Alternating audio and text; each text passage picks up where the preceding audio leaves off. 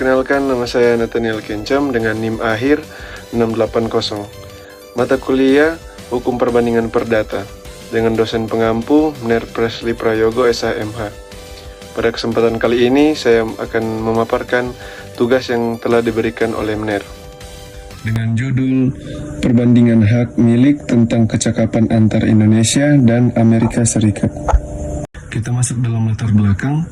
Manusia merupakan makhluk sosial di mana tidak dapat hidup sendiri dan memerlukan bantuan dari manusia lain. Manusia harus mau bekerja bersama orang lain untuk keberlangsungan hidupnya. Contohnya diantaranya seperti jual beli, pinjam meminjam, dan lain sebagainya. Perbuatan tersebut menimbulkan akibat hukum berbentuk hak dan kewajiban bagi para pihak yang melaksanakannya, sehingga disebut perbuatan hukum. Kecakapan hukum adalah suatu hal yang sangat penting dalam segala bidang hukum, karena setiap perbuatan hukum memerlukan kecakapan hukum. Jika seseorang yang belum cakap hukum melakukan suatu perbuatan hukum, maka perbuatannya tersebut belum dapat dipertanggungjawabkan dan dapat dibatalkan. Dalam KUH Perdata menyebutkan jika seseorang yang akan melakukan perbuatan hukum haruslah orang yang sudah memiliki kecakapan hukum atau orang yang telah dewasa. Kita masuk dalam hak milik.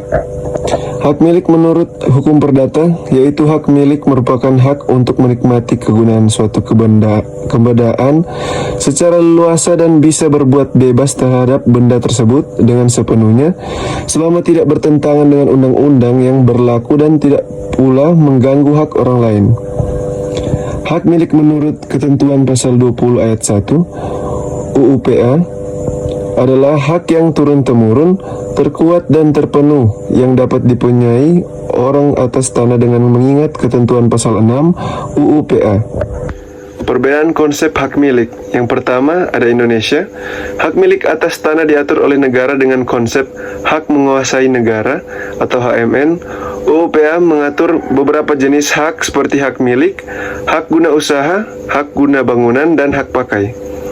Dan di Amerika, konsep kepemilikan pribadi atau private property diakui sepenuhnya.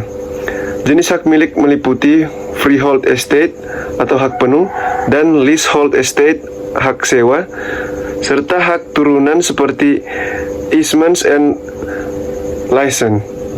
Perbandingan kecakapan dalam hukum. Di Indonesia, usia kecakapan adalah 21 tahun, kecuali jika sudah menikah. Pengaturan kecakapan penting dalam hal perjanjian, waris, dan transaksi bisnis. Sedangkan di Amerika, usia kecakapan secara umum adalah 18 tahun.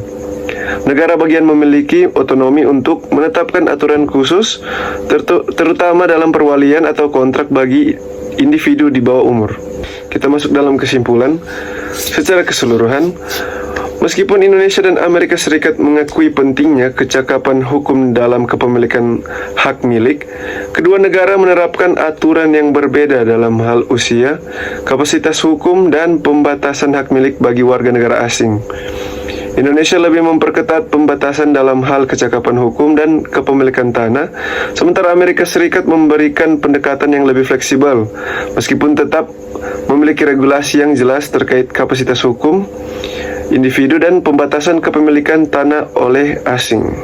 Ya, sekian pemaparan materi yang sudah saya berikan. Terima kasih.